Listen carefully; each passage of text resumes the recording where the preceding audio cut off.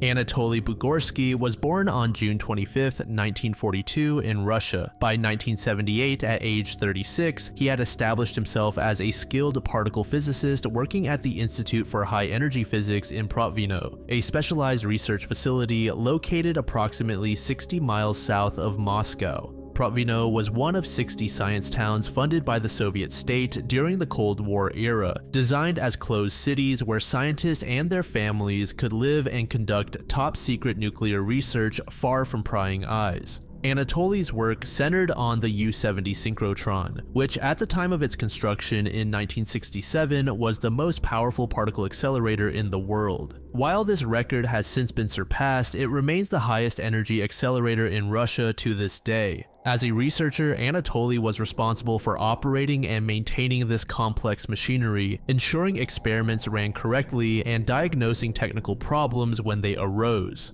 However, an accident occurred on July 13, 1978, during what should have been a routine maintenance check. Anatoly was investigating a malfunction in the synchrotron when a series of critical safety failures created a catastrophic situation. The safety mechanisms designed to prevent such accidents had been disabled during earlier experiments and were not reactivated. Unaware of these safety failures, Anatoly leaned over the equipment to inspect the malfunctioning component, inadvertently placing his head directly in the path of the proton beam. The beam, traveling at nearly the speed of light, struck the back of his head and exited near his left nostril, passing through his occipital and temporal lobes as well as his left middle ear. The radiation exposure Anatoly received was staggering. The beam carried an energy of 76 giga-electron volts, delivering an estimated 2,000 gray of radiation at the entry point and approximately 3,000 at the exit point due to particle interactions within his head. To put this in perspective, a radiation dose of just 5 gray is typically fatal to humans within 14 days. Anatoly received roughly 400 to 600 times the lethal dose. At the moment of impact, Anatoly experienced a flash of light that he described as brighter than 1,000 suns, but remarkably felt no pain. This lack of immediate pain was likely due to the beam's incredible speed being too fast for his nervous system to register the damage as it occurred. Understanding the gravity of what had happened, he told no one about the accident, completed his work for the day, and went home to await what he believed would be his inevitable death. The following morning, the left side of Anatoly's face had swollen beyond recognition. Only then did he seek medical attention, and he was immediately transported to a specialized clinic in Moscow for treatment, though the medical staff expected to observe his death rather than save his life. The Soviet medical team was led by Dr. Angelina Guskova, an expert in radiation medicine who later treated victims of the Chernobyl disaster. Over the subsequent days, Anatoly's condition followed some expected patterns of radiation exposure. His skin began to peel off along the beam's path, revealing the track it had burned through his skin, skull, and brain tissue. However, contrary to all expectations, Anatoly did not die. His survival defied everything doctors thought they knew about radiation exposure at such extreme levels. While he survived the initial exposure, the accident left him with permanent physical consequences that would affect him for the rest of his life. The beam's passage caused ongoing neurological issues, including the development of seizures that initially manifested as petit mal seizures, but later progressed to include tonic-clonic ones too. These seizures didn't appear immediately, but developed gradually over the years following the accident. Additionally, Anatoly experienced significantly increased mental fatigue when performing intellectual work, though his cognitive abilities remained largely intact. The radiation completely destroyed all function in his left ear. This hearing loss was replaced by a constant, unpleasant ringing called tinnitus. Perhaps the most visually striking long-term effect was the complete paralysis of the left side of his face caused by the destruction of facial nerves. This paralysis developed gradually over approximately 2 years following the accident. Most remarkably, the paralyzed left side of his face ceased to age normally, creating an extraordinary phenomenon where one side of his face remained frozen in time from 1978 while the right side aged naturally. When concentrating or showing emotion, only the right side of his face would wrinkle or show expression. As mentioned, despite his severe injuries, Anatoly's intellectual capacity remained largely intact. He continued working as a physicist at the Institute for High Energy Physics and remarkably completed his PhD following the accident. Even more extraordinarily, he eventually became the experiment coordinator for the same U-70 synchrotron that had nearly killed him. However, the increased mental fatigue he experienced made work more challenging and tiring than it had been before the accident. Nearly 5 decades after the accident, scientists still cannot fully explain why Anatoly survived. Some researchers suggest that he may have possessed unusual genetic resilience to radiation damage. The unique characteristics of proton radiation may affect the human body differently than other forms of radiation. However, because Anatoly remains the only person known to have survived such an exposure, there are no other cases for comparison, making definitive conclusions impossible.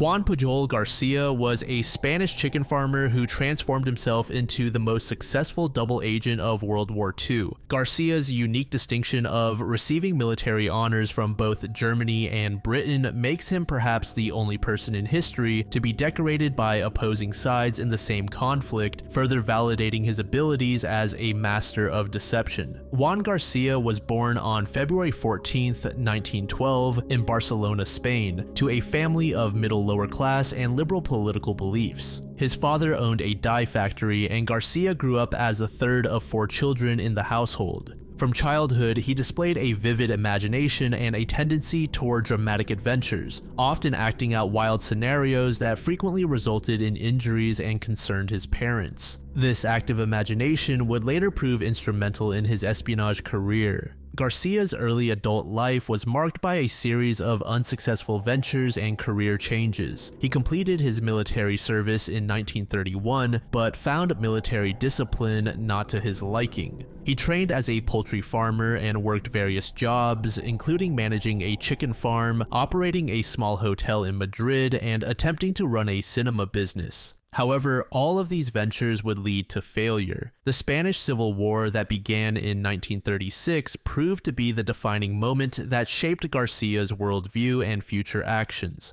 When the conflict erupted, he was initially drafted to serve for the Republican side, but managed to avoid service by hiding until he was captured and then escaped. He subsequently joined Franco's nationalist forces, working as a signal corps operator, but his allegiance was fluid and opportunistic rather than ideological. Garcia later claimed that he managed to serve on both sides of the conflict without firing a single bullet for either side. He emerged from the Spanish Civil War with a profound hatred for totalitarianism, whether fascist or communist. The brutality he witnessed from both sides left him with a particular loathing for Germany at the time and a deep conviction that he needed to contribute to what he called the good of humanity. When World War II began in 1939, Garcia was working as a hotel manager, but his admiration for Britain convinced him that he should offer his services to the Allied cause. He was motivated by a belief in human dignity and liberty, and he saw the German regime as a fundamental threat to these values. Garcia's initial attempts to join the Allies proved frustrating and humiliating. In January 1941, he and his wife Araceli approached the British embassy in Madrid, offering his services as a spy against Germany. However, his offer was rejected because British officials were suspicious that he might be a German agent, and Spain's neutrality complicated matters further. Garcia was persistent in his efforts, approaching British intelligence officers on 3 separate occasions throughout 1941, each time being denied.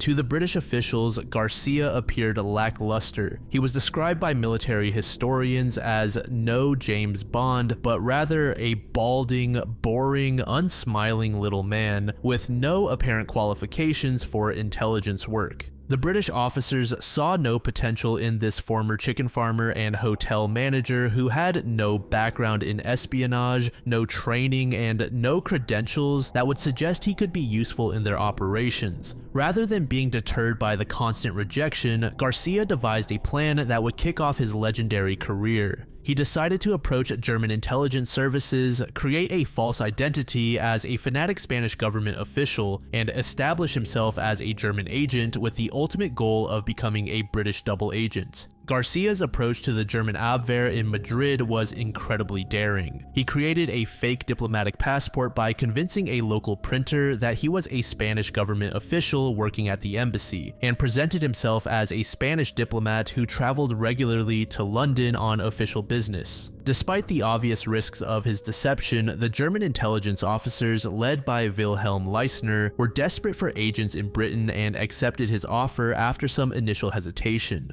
The Germans provided Garcia with basic training, including instruction in secret writing techniques, cipher codes, questionnaires for intelligence gathering, and approximately £600 for expenses. They gave him the code name Alaric and instructed him to travel to London to establish a spy network capable of providing the intelligence that Germany desperately needed about British military preparations. Despite having never set foot in Britain, Garcia crafted reports that were convincing enough to fool his German handlers, though they contained numerous factual errors that would have been obvious to anyone familiar with British life. One of Garcia's most famous mistakes was his report from Glasgow, where he claimed that men would do anything for a liter of wine, clearly indicating his unfamiliarity with Scottish drinking preferences. Nevertheless, the Germans accepted his reports and began to trust him as a valuable asset. Garcia began inventing fake sub-agents who could be blamed for false information and mistakes. This allowed him to maintain credibility while providing increasingly elaborate and detailed intelligence reports that painted a picture of a growing spy network operating throughout Britain. Garcia's fictional reports were so convincing that they eventually came to the attention of British intelligence through intercepted communications decoded at Bletchley Park. The British had launched an extensive manhunt to find this mysterious spy who appeared to be operating within their borders, following up on references to British firms and addresses that appeared in decoded German messages. When they finally tracked down the source of the reports and discovered that Garcia was actually in Lisbon, they realized his potential value as a double agent. In April 1942, he was finally brought to London by MI6 and his management was taken over by MI5. He was assigned to Spanish-speaking case officer Tomas Harris, who would become his partner. The British gave Garcia the code name Garbo after actress Greta Garbo in recognition of his acting abilities. Garcia was housed in a safe house at 35 Crespigny Road in Hendon, London, where he would live and work for the remainder of the war. This partnership between Garcia and Harris would prove to be one of the most successful intelligence operations of the war, fundamentally changing the course of the conflict. Under British supervision, the duo expanded the fictional spy network massively. By 1944, they had invented no fewer than 27 completely fake sub-agents, each with detailed backstories, personalities, and even distinct handwriting styles. From the beginning, MI5's priority was to build up German confidence in their supposed agents to the point where the Allies could use them for military deception purposes. The first significant test of this strategy came in support of Operation Torch, the Allied landings in North Africa in November 1942. One of Garcia's agents informed the Germans that a convoy of troop ships and warships had been seen leaving port, painted in distinctive camouflage. The message was carefully timed to be sent by airmail before the landings, but to arrive too late to provide the German High Command with advance warning. The information was thus accurate, but militarily unusable. The Germans were nonetheless delighted with the information and said, "We are sorry they arrived too late, but your last reports were magnificent."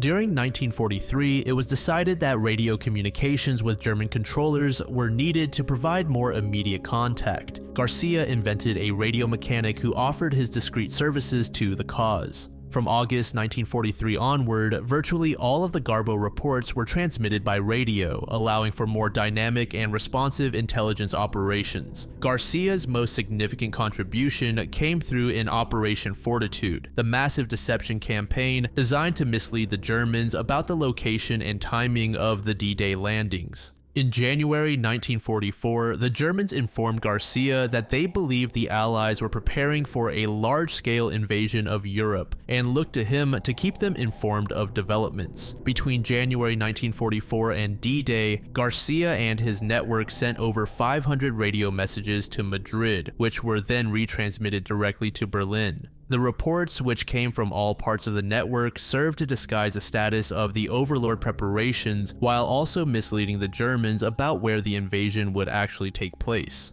At the heart of the plan was an entire ghost army, which supposedly comprised 11 non-existent divisions totaling 150,000 men under the command of General George S. Patton. This army was seemingly positioned in Kent and Essex, ready to join an invasion at Pas-de-Calais, well away from the real invasion force massing in the west for the Normandy landings. On June 5, 1944, it was arranged that Garcia would warn the Germans to stand by for an urgent message at 3 a.m. on June 6th. At this point, he would report that troops were being issued with embarkation kits, and all signs indicated that the invasion force was about to leave for France. However, the German radio operator failed to keep the scheduled appointment on air, missing this crucial warning. The full significance of the missed message dawned on German intelligence the day after the invasion, actually earning Garcia additional credit for reliability. To emphasize his frustration and maintain his credibility, Garcia told his German contacts of his disgust at not being heard.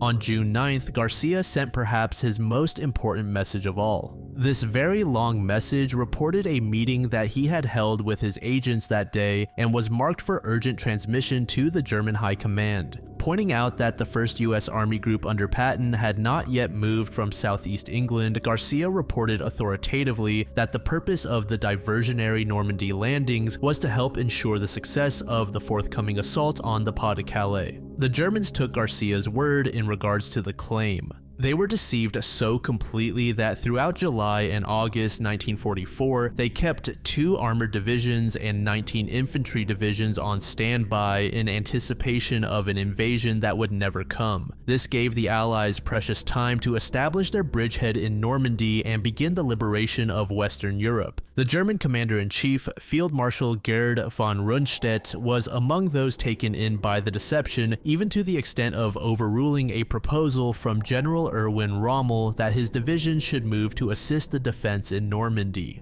On July 29, 1944, Garcia was informed that he had been awarded the Iron Cross by the Führer himself for his extraordinary services to Germany. The Iron Cross was one of Germany's most prestigious military honors and required Adolf's personal authorization, making Garcia's receipt of it all the more remarkable given that he was actually working against the Nazi regime. Just months later, in December 1944, Garcia was awarded an MBE presented by MI5's Director General, Sir David Petrie, in recognition of his genuine services to Britain. The ceremony was conducted in secret to avoid exposing Garcia's true role. The Germans never discovered Garcia's true allegiance throughout the war or even after its conclusion. When Garcia met with his former German handler after the war, the German officer remained convinced that he had been a loyal German agent and even presented him with the physical Iron Cross medal.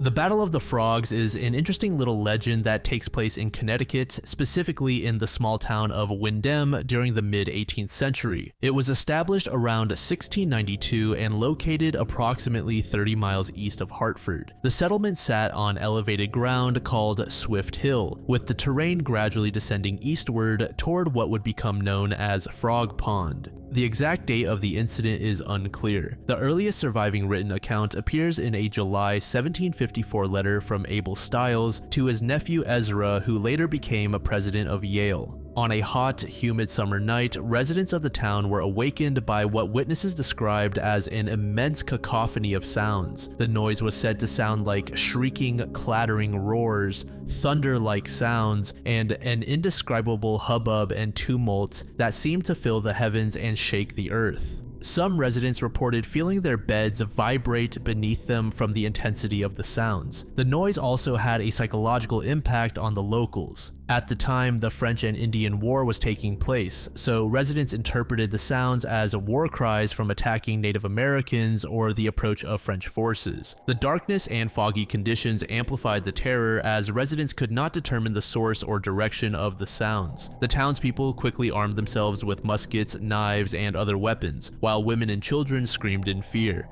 Throughout the night, militiamen fired their weapons into the darkness, attempting to repel what they believed to be an attacking force. Some accounts describe residents fleeing from their beds, creating chaos and confusion in the village. A particularly intriguing aspect of the incident was the reported perception that specific names were being called out by the mysterious voices. Multiple witnesses claimed to hear Colonel Dyer and Elderkin referring to two prominent local figures, Eliphalet Dyer and Jedediah Elderkin. Both men were lawyers and militia officers who played significant roles in the community and would later become important figures in the American Revolution. As morning broke, scouting parties ventured toward the source of the disturbance, following the sounds to a mill pond approximately 1 mile east of the village center. This body of water, known as Follett's Pond, held the truth. Scattered around the outside of the pond were hundreds, possibly thousands of dead and dying bullfrogs. The most widely accepted explanation for the frog behavior centers on a severe drought that had afflicted the region during the summer of 1754. This drought allegedly dried up most local water sources, forcing bullfrogs from throughout the area to converge on the same pond. The overcrowding and desperation supposedly led to violent competition among the frogs for access to the scarce water resource, resulting in what early accounts described as a battle among the animals. The intense vocalizations and physical struggles of the dying frogs created the terrifying sounds that awakened the town. However, not all evidence supports the drought theory. Abner Follett Jr., whose family owned the pond and whose father witnessed the event as a boy, contradicted the drought explanation in his testimony to historian William Lawton Weaver in 1857. According to family tradition, there had been no drought at the time, and the pond contained plenty of water from its never-failing stream source. The frogs had not migrated to the pond, and there was no evidence of fighting among them, despite the large number of dead frogs found the next morning. Herpetologist Susan Herrick, who specializes in bullfrog behavior and has conducted extensive field research, offers another explanation. She suggests that the bullfrogs were engaged in what she refers to as advertisement calls, loud vocal sounds that male frogs use to attract females and establish territory. Under normal circumstances, male bullfrogs coordinate their calls and respect each other's territory. However, environmental stress, such as a shrinking shoreline due to drought or other factors, could have disrupted these normal behavioral patterns. As their territory became compressed, the frogs may have abandoned their usual territorial behavior and engaged in what Susan describes as lekking, a form of competitive mating behavior resembling a mosh pit where all the males gave up on having any territory at all and focused strictly on at least getting a female. This chaotic, uncoordinated vocalization from potentially thousands of competing males would have created what Susan characterizes as a god-awful noise, which likely explains what the villagers heard.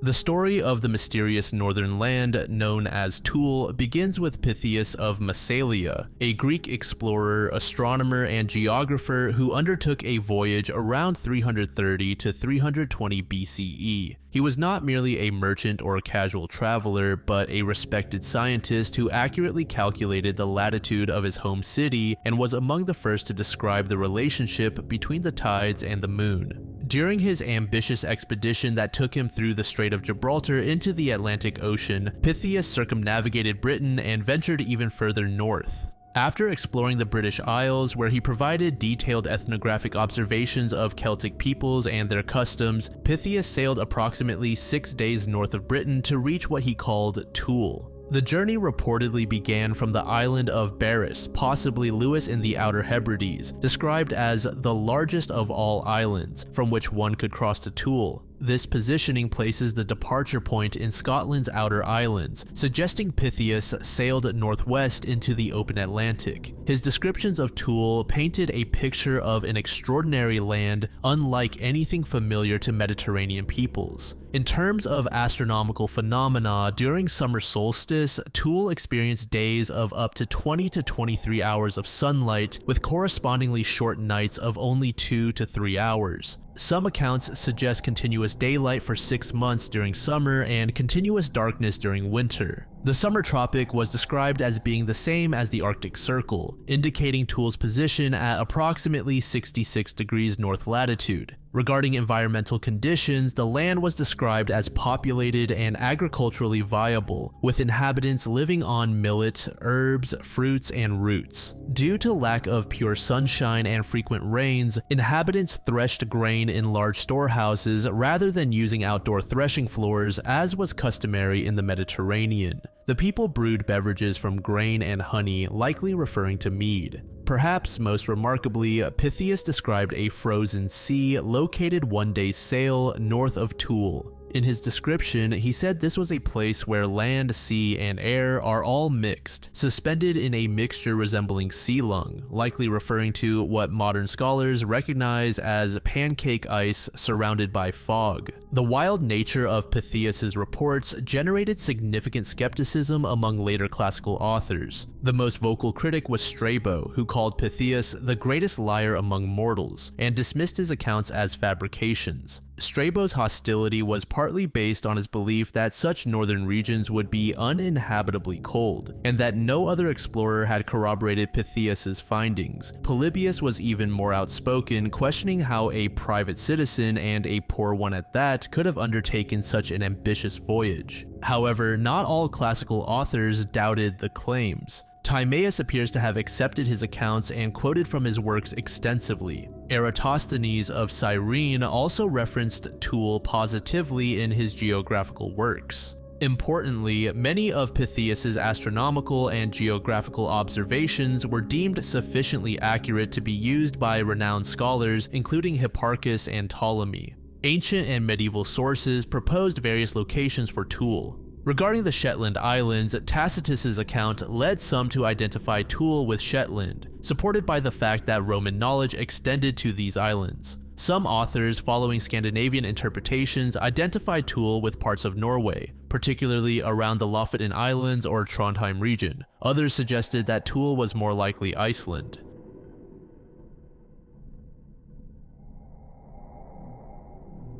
The Atacama skeleton, commonly known as Ata, was discovered in 2003 in the ghost town of La Noria, located in a local desert. The skeleton was found by a treasure hunter named Oscar Munoz, who claimed it was discovered wrapped in a white cloth inside a leather pouch behind an abandoned church. The remains were remarkably well preserved due to the extreme arid conditions of the desert. The skeleton's unusual characteristics immediately captured public attention and sparked widespread speculation. Standing only 6 inches tall, Ata displayed several peculiar features that went against conventional understanding of human anatomy. These included an elongated conical skull, large eye sockets, only 10 pairs of ribs instead of the typical 12, and bones that appeared as calcified as those of a 6 to 8-year-old child despite the skeleton's tiny size. The skeleton's bizarre appearance led to immediate discussion about its origins. UFO and conspiracy theorists proposed that it might be evidence of extraterrestrial life, a theory that gained significant traction online and in popular media.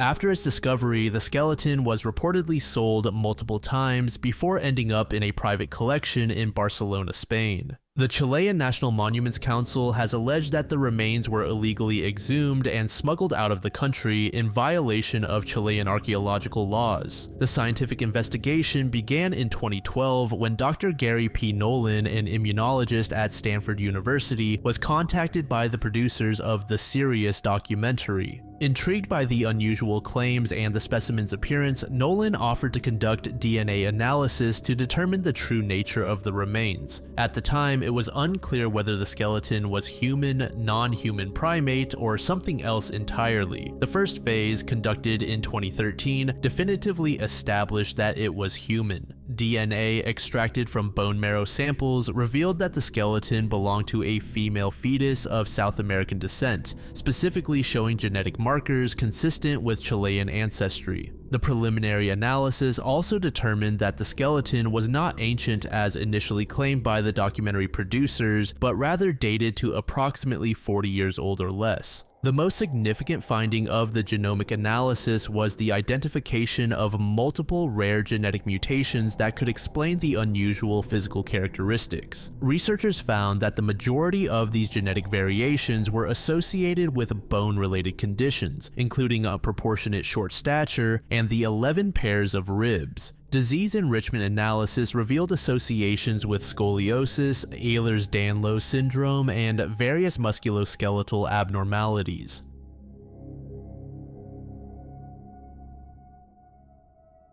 The story of Glass Beach begins with the McBride Sugar Company, established in 1899. This operation dominated the southern portion of Kauai until the 1980s. The plantation's workforce included significant numbers of Japanese immigrants, Filipino laborers, and Hawaiian-born citizens. Located near Port Allen Harbor in Elle'ale, the plantation area served multiple industrial purposes beyond sugar production. The proximity to the newly established Port Allen made it a natural hub for shipping and industrial activity. The development of the Kauai Railway Company in 1906 further cemented the area's industrial significance, with the terminus at Elle'ale becoming a vital transportation point. For decades during the early to mid-20th century, the coastal area near the plantation served as an informal dumping ground for industrial and household waste. This practice was commonplace before Kauai established proper waste management systems, with locals disposing of bottles, car parts, and other debris directly into the ocean.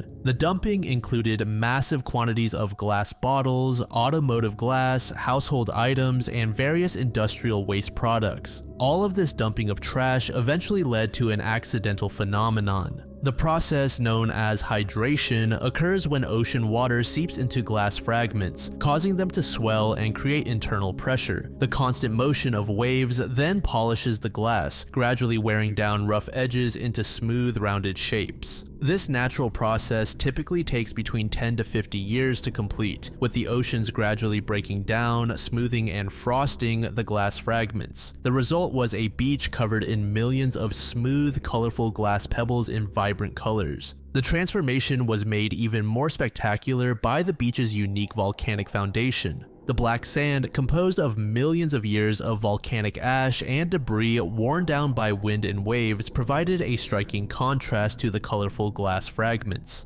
However, as time went by and news of the beach's allure spread, many visitors developed the urge to seek souvenirs. Despite signs posted around the beach requesting visitors not to remove the glass, they have continued to do so. Early visitors reported seeing people arriving with 5-gallon buckets to collect glass for use in their yards, a practice that is still seen today. As a result, many describe the experience of the beach as a waste of time with nothing to see. While tourists often receive blame for the glass disappearance, local residents have played an equally significant role in the beach's transformation. Multiple sources indicate that locals have been taking glass 10 times as much as tourists, with some using them as decorations in their flower pots and other items. The practice has become somewhat normalized within the local community, with some residents viewing the glass as a renewable resource. However, the reality is that sea glass formation is an extremely slow process, requiring decades for new pieces to reach the smooth, frosted state that made the beach famous.